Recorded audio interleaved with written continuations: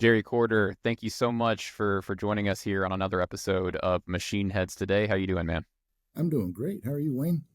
Good to see you again. So today we've got a really cool topic today. You guys at Kubota have been super busy early in the year announcing two new CTLs, the SVL which we did another kind of chat with Jerry. So you guys be sure to check out that interview as well, because that's a really cool, interesting new machine. And then pretty much that's the smallest CTL that you guys have made.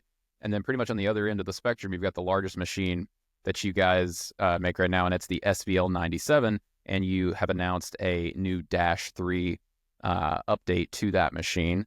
But before we get into kind of discussing everything that you need to know about this new SVL97-3, I do want to start, Jerry, with just kind of like an overall kind of look at the CTL market from you guys' perspective, how it's been doing. What has demand looked like for CTLs over the last 12 months or so?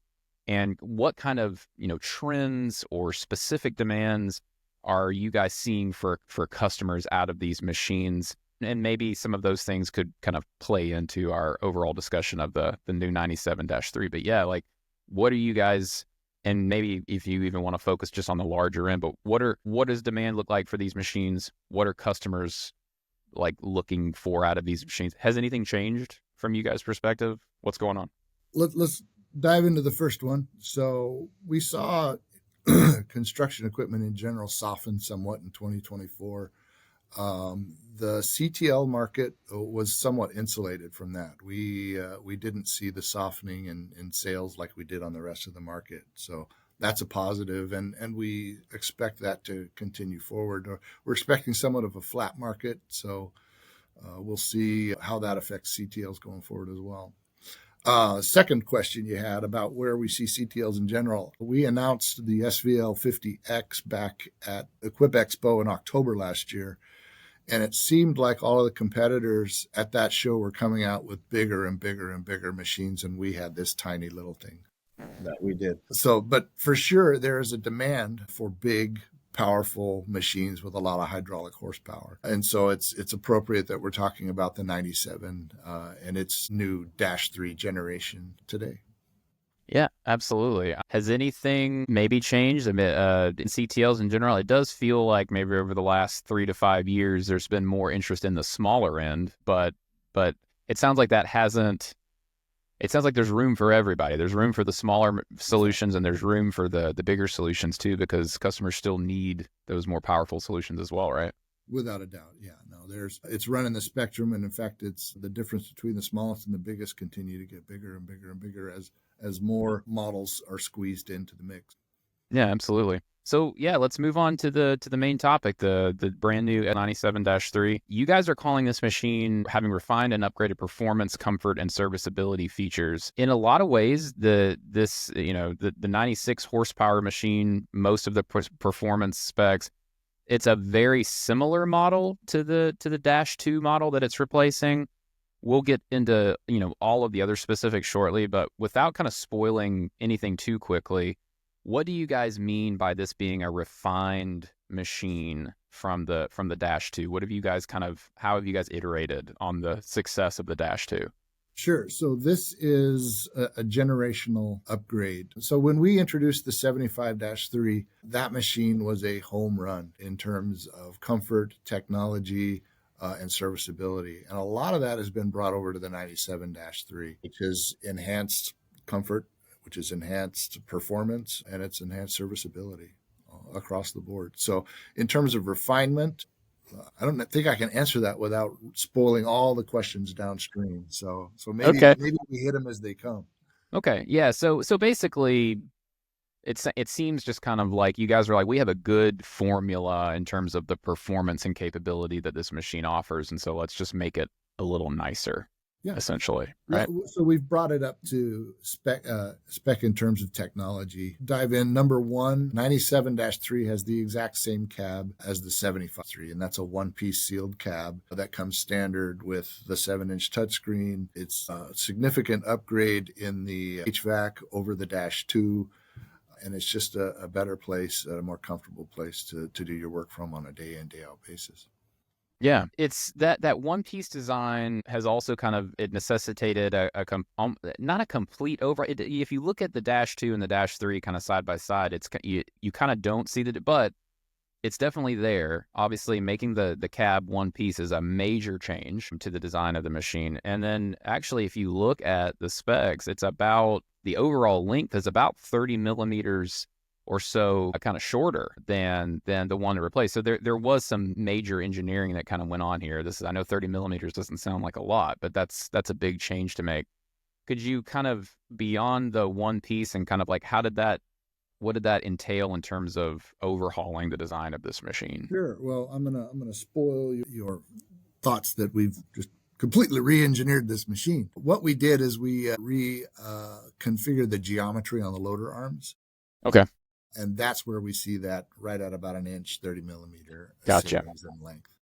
Okay, The frame is the exact same as the Dash 2. The engine is the same. The engine layout is different, which we'll address in a little bit. The cab is new, and a lot of the technology that comes with that cab, and additional technology that's unique to the 97-3 as well. So. okay. So yeah, you guys were able to fit it within I guess even like the same envelope as the Dash 2, what you Yes. guys were looking to do out of the machine. Okay. So what impact did that have maybe on serviceability, that engine compartment, et So cetera? if you're familiar with the 97-2 engine compartment, you remove two bolts. So you'll open up the rear clamshell, the radiator is right in your way. You'd remove two bolts and the radiator would pull back and tip. And so then that would give you your access to the engine compartment. Not ideal, but at least you could get done the things you need to do. Now that radiator with two bolts again swings completely 90 degrees out of the way and opens things up just dramatically. So not only are your battery fluid fills and filters at your fingertips, but you can get to the engine. You lift up the top lid and it's wide open. So everybody that we've showed the last couple of shows, that's the thing that stands out to them more than anything is just, oh my gosh, this is an easy thing to work on. And how about from the aspect of the one piece cab design? Sure. Give us an understanding of kind of how easy that thing is to open up and the access it gives you for clean out and stuff. Sure. So, like the 75-3, the two bolts right at the corners of the front of the cab, remove those, and it's an assisted lift. One person can pick the entire thing. It lifts up and out of the way. There's no panels. There's no anything else. Once you lift the cab up, it's all one piece. Comes up, and your machine hydraulics, your fuel tank, everything is right there for you to service. And with that radiator swung out of the way, you got a straight shot for clean out and everything you need to. It just opens up a giant tunnel for you to take care of what you need to. Awesome. Another improvement on this machine that I noticed was the rated operating capacity. It can lift about 260 pounds more than the Dash 2 model. Could you kind of tell us what's behind maybe that increase in capacity? Sure. So the machine overall weighs about 400 pounds more than the Dash 2 did. Couple that with the reconfigured geometry on the loader arms, and yeah, we've been able to net about 250 and then some pounds of rated operating capacity. On top of that, you can now add 300 pounds of counterweight, which is an additional 200 pounds that you'll recoup on the rated operated capacity side. So, you got 450 pounds of increased capacity with the counterweights over what you could do with the Dash 2, which is significant. Yeah, absolutely. The loader arms in general, like kind of reconfiguring the geometry on those loader arms. Tell us a little bit about that. Why did you guys, as part of this upgrade, why did you guys reconfigure that geometry there? I wish I could answer that question, Wayne. It's something done in a vacuum in Japan, and we reap the benefits from it. And Gotcha. in fact, if you were looking at them, the only difference you can see is the cross pipe in the back is higher than it was in prior. So that's the Okay. only two ways I can tell the two machines apart if they're right in front of me. Interesting. So just a small little change though, and you've got an extra 250 pounds of capacity. That's awesome. Correct. The other thing about this machine that's really interesting to me, because I think that if you told me here are the specs and here's everything that we've already discussed in the first kind of like 10 minutes of our chat today, if you then told me that, oh, and then all of this adds up to a 20% improvement in cycle times, I would be like, wait, what? How is that possible? So what is behind this 20% cycle time improvement? So the Dash 3 gets a new hydraulic pump, and this prioritizes flow between loader arms, bucket curl, auxiliary hydraulics, and all of this adds up to when you're using multifunction on your machine, doing multiple things at the same time. It's seamless, and it's much quicker than it was before. So not only is it quicker than the Dash 2, we pitted it against a number of competitors, and it blew everybody out of the water. So very exciting. Guys, kind of, you mentioned the multifunction. Could you give us some specific kind of situations where you guys are really excited about using this machine? Yeah, absolutely. So I'll just throw out, if you're loading a dump trailer, you are lifting your loader arms, you're moving forward, and you are curling a bucket back up if you've just dumped it. And so, we're talking about picking up a second here and there, but over the course of a workday, it adds up, and time is money in construction. So anything you can do more faster is a win. So, like I said, we're not talking huge dramatic increases, but we're talking 2 seconds in picking up a bucket, curling it, and putting it back down. And that really, really makes a difference throughout the course of the day. Yeah, and I feel like it's going to improve. I mean, this is still, a pilot controlled machine, and it's already got that advantage of feeling quick and responsive. And it sounds like this improvement more than anything is just going to make that the experience of how fast it feels to kind of to operate it. It sounds like that's going to be even better. What has been kind of like the customer reaction or the operator reaction to kind of these improvements to the speed of it? So far, it's only been internal. This will okay. show up in customer hands this spring. So I'm curious as well to find out if anyone notices an uptick. We certainly do as we're operating and testing internally. Okay, awesome. Another new feature on this Dash 3 model is auto shift. Tell us about what auto shift is and kind of who it's aimed at, the type of operator this might be aimed at.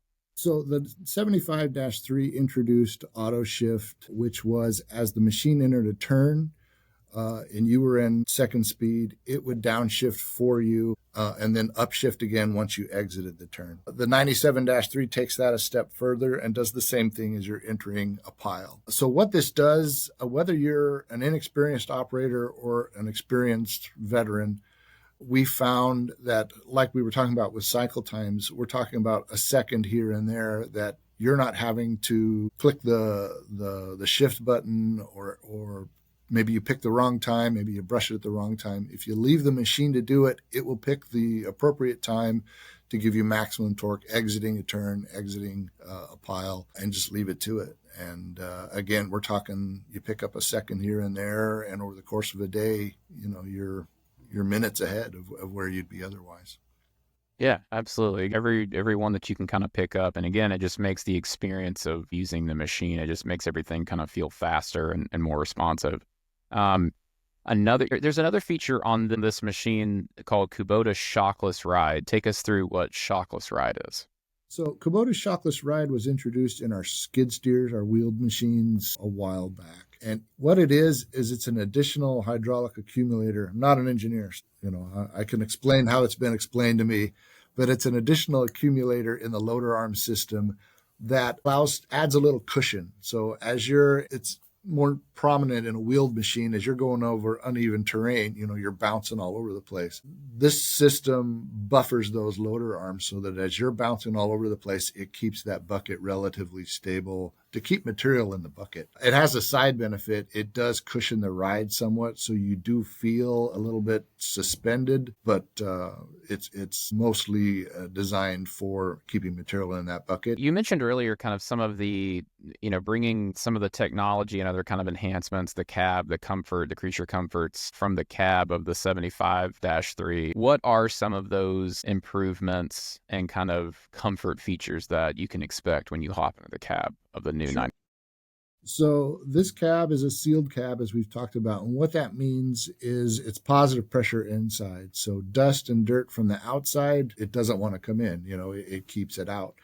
and which makes for a much cleaner work environment, provided you keep the door and windows closed. It also insulates from a sound standpoint, so it's a much quieter place to work, and a cleaner, quieter place to work keeps your workers happy and keeps them showing up day in and day out. It also comes with that touchscreen. Whether it's an open station or a cab model, there's a 7-inch touchscreen that has integrated backup camera, which is standard. And the HVAC system is significantly improved over the Dash 2. So you get 40% more airflow in the cab. The vents have been repositioned so that there's not one making your left cab freezing in the air conditioner while your right cab is burning hot. Right. And the location of the HVAC controls has been moved so that in the past it was kind of under one of those belly bars, whatever you call them. And now it's up and out of the way, and you can do it without moving your arms out of the way. Okay. Well, Jerry, that's pretty much all the questions that I had on this. I mean, overall, it sounds like a really solid, like you said, generational kind of refinement update, bringing, if you've operated a 97-2, you should be very familiar with kind of like the overall capability of the Dash 3, but now you've got a machine that's going to feel faster. It's going to be more comfortable. It's going to be more up to date in terms of like whatever the latest kind of technology and creature comforts are that you guys introduced with the kind of 75-3. You've also got, standard high flow 40 gallon per minute auxiliary hydraulics, this new hydraulic pump, improved geometry on the loader arm. So, overall, a really, really attractive kind of update with this new Dash 3. Is there anything else you want customers to know about this, about the update to this machine? Yeah, so we talked real quickly about some of the things inherited from the 75-3. There are a couple of things that are unique upgrades to the 97-3. Comfort-wise, if it has a cab going forward, it comes with a factory-installed heated air ride seat. So in the past, an air ride seat was an option. Now it's standard on a cab machine, and it has a heated function, which is a huge benefit to those up north, or with as cold as it is in Texas today, it would probably help us here as well. So another benefit on the 97-2, you were able to program in 5 different attachments where you had the flow set up for you. So if you picked, a grapple, it knew you had already preset what the flow requirements were for the grapple, and you could go.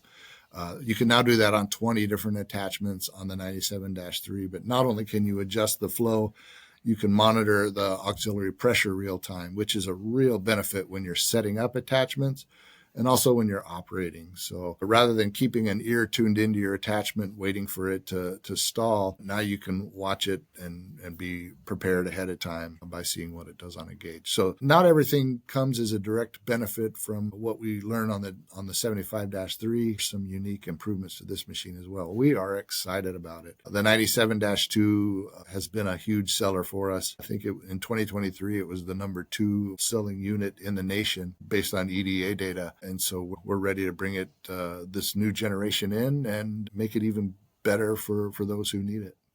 Yeah, absolutely. Well, Jerry, I'll give you the last word on this. If customers want more information on the new SVL97-3, where should they go? Yep, by all means, if you have questions on the 97-3, visit KubotaUSA.com, or of course, stop by your local Kubota dealer and see it and operate it firsthand. Awesome. Jerry, thank you again so much for joining us on Machine Head to talk about the SVL97-3. Have a good one, buddy. Thank you, Wayne. Appreciate it.